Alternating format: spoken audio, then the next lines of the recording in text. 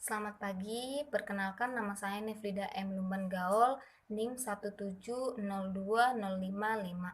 Pada kesempatan kali ini, saya akan mempresentasikan proposal skripsi yang sudah saya buat dengan judul Analisis Penggunaan Gadget Terhadap Perkembangan Sosial Anak Sekolah Dasar, Studi Kasus Terhadap Anak Kelas 4 di Kelurahan Sukamaju Baru, Kecamatan Tapos. Kenapa saya memilih judul ini? Pasti karena dilandasi dengan latar belakang yang menarik untuk diteliti. Saya akan mengupas secara singkat latar belakang dari judul saya. Perkembangan teknologi dan informasi di Indonesia semakin berkembang pesat seiring dengan perkembangan zaman. Berdasarkan informasi dan transaksi elektronik, Undang-Undang Republik Indonesia Nomor 1 Pasal 1 Ayat 1 dan 2 Tahun 2008 berbunyi, teknologi informasi adalah suatu teknik untuk mengumpulkan, menyiapkan, memproses, mengumumkan, menganalisis, dan menyebarkan informasi. Salah satu perkembangan teknologi yaitu gadget. Gadget dalam Kamus Bahasa Indonesia dimaksud sebagai peranti elektronik atau mekanik yang memiliki fungsi praktis. Berdasarkan penelitian yang dilakukan Ridolf, diketahui bahwa terjadi peningkatan media dan gadget pada anak, yaitu 38% pada tahun 2011 dan meningkat menjadi 72% pada tahun 2013. Sejak wabah COVID-19, anak harus belajar melalui daring, dan tak jarang anak menggunakan gadget untuk menunjang kegiatan pembelajaran. Anak mengerjakan tugas dengan menggunakan gadget, bahkan kadang anak membuka situs-situs yang tidak relevan dengan tugasnya. Maka akibat dari itu terjadi mengakibatkan waktu anak tersita saat menggunakan gadget dibanding dengan berkomunikasi dengan orang tua dan lingkungannya. Dari latar belakang tersebut, saya tertarik untuk melakukan penelitian tentang analisis penggunaan gadget terhadap perkembangan sosial anak sekolah dasar.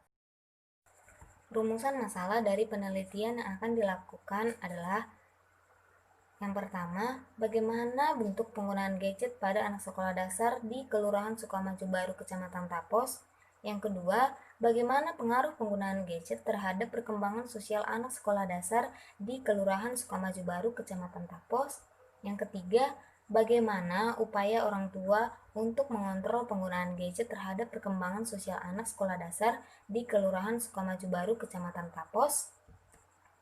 Lalu, tujuan yang hendak dicapai dari penelitian yang akan dilakukan yaitu untuk mengetahui yang pertama, bentuk penggunaan gadget pada anak usia sekolah dasar di Kelurahan Sukamaju Baru, Kecamatan Tapos. Yang kedua, untuk mengetahui pengaruh penggunaan gadget terhadap perkembangan sosial anak sekolah dasar di Kelurahan Sukamaju Baru, Kecamatan Tapos.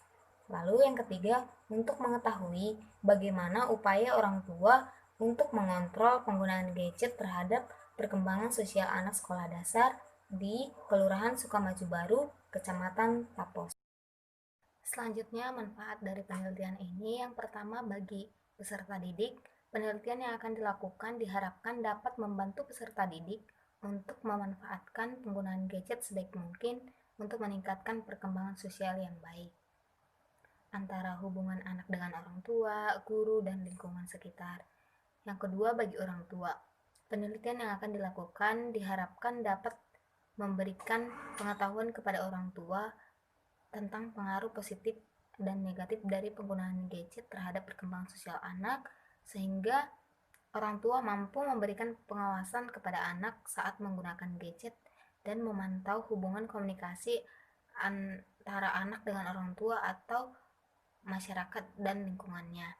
Yang ketiga, bagi guru, penelitian yang akan dilakukan diharapkan dapat memberikan informasi dan menjadikan masukan kepada pendidik tentang pengaruh penggunaan gadget terhadap perkembangan sosial anak. Yang keempat, bagi peneliti, penelitian yang akan dilakukan diharapkan dapat dijadikan sebagai wawasan dan pengetahuan baru tentang pengaruh penggunaan gadget terhadap perkembangan sosial anak. Selanjutnya, ringkasan tinjauan teoritis. Yang pertama, tentang gadget. A. Pengertian gadget.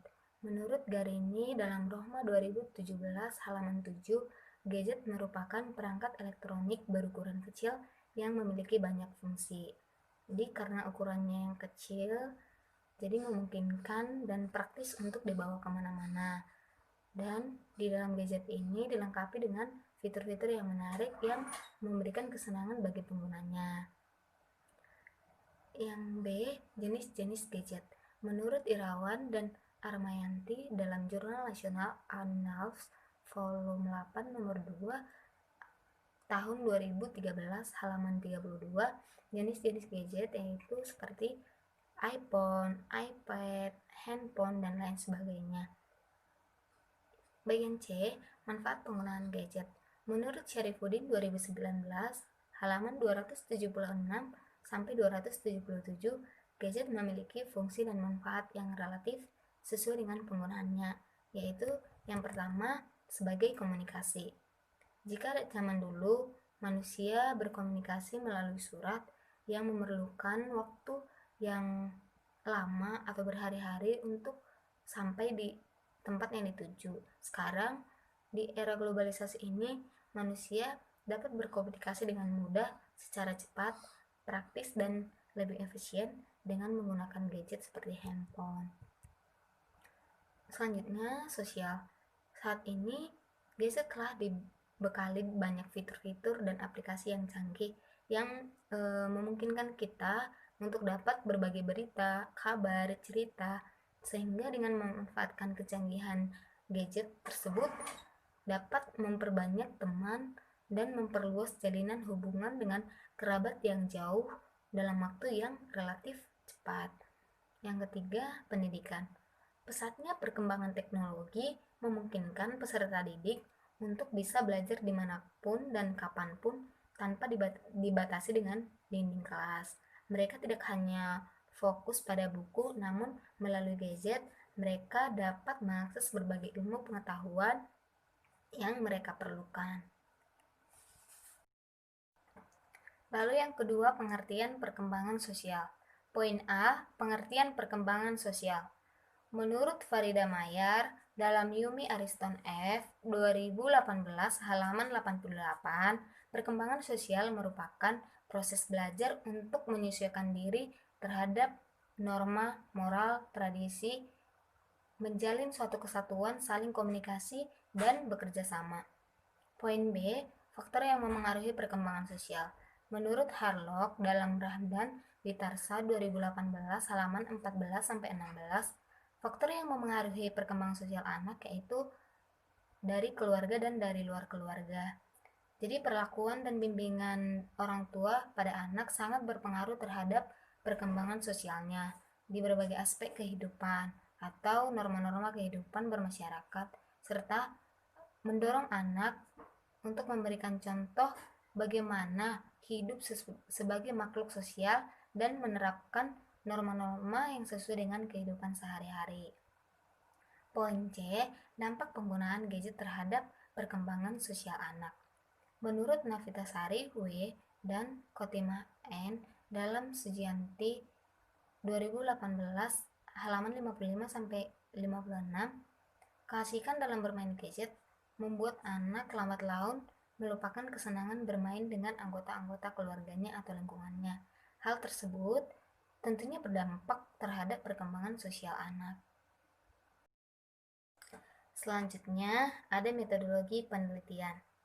Pendekatan penelitian yang akan dilakukan yaitu dengan pendekatan kualitatif dan jenis penelitian kualitatif deskriptif dengan metode penelitian, metode studi kasus atau case study.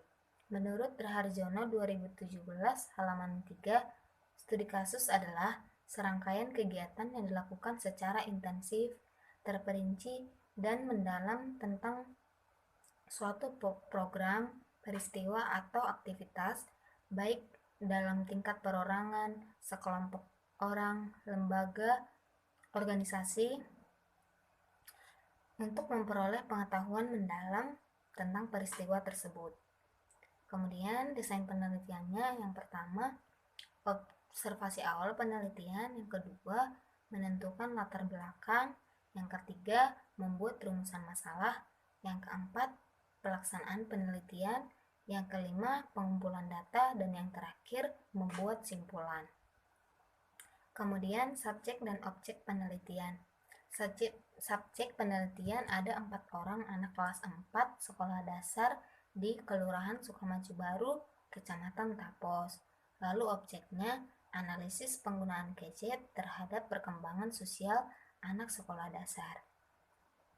Kemudian dalam penelitian ini instrumen yang dilakukan yaitu peneliti itu sendiri atau human instrument.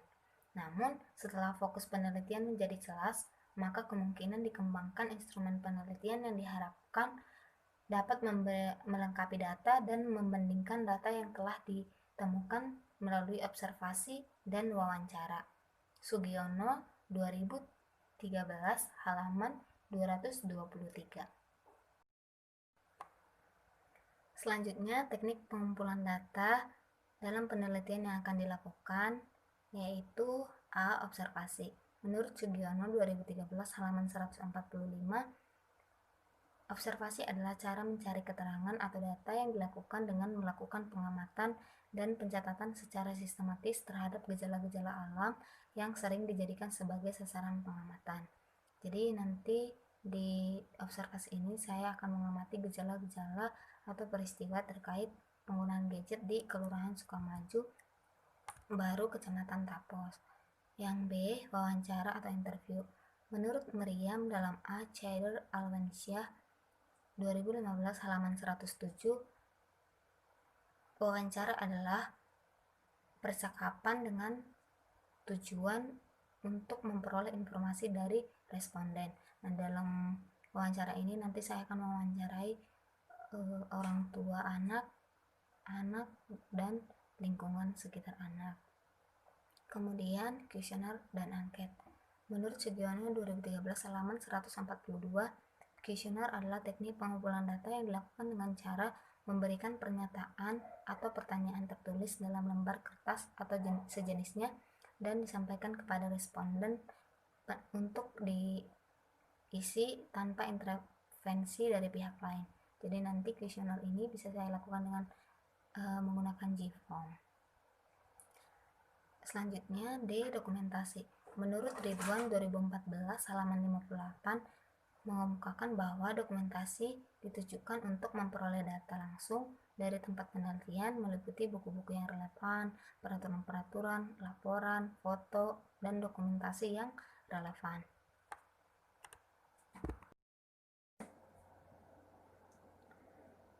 Lalu yang terakhir, teknik analisis data. Teknik analisis data dalam penelitian yang akan saya lakukan yaitu menurut Miles dan Huberman. Yang pertama, reduksi data. Artinya, merangkum, memilih hal-hal pokok, memfokuskan hal-hal yang penting, dan mencari pola. Lalu data yang telah direduksi akan memberikan gambaran yang jelas untuk melakukan pengumpulan data dan mencari data lain jika diperlukan. Yang kedua, penyajian data atau data display. Penyajian data dilakukan setelah semua data yang telah direduksi. Penyajian data dapat berupa uraian, singkat, bagan, hubungan antar kategori, dan sejenisnya. Lalu kesimpulan atau verifikasi. Langkah terakhir dalam penelitian kualitatif adalah penarikan kesimpulan atau verifikasi. Demikian presentasi dari saya. Mohon maaf jika ada kesalahan. Akhir kata saya ucapkan sekian dan terima kasih.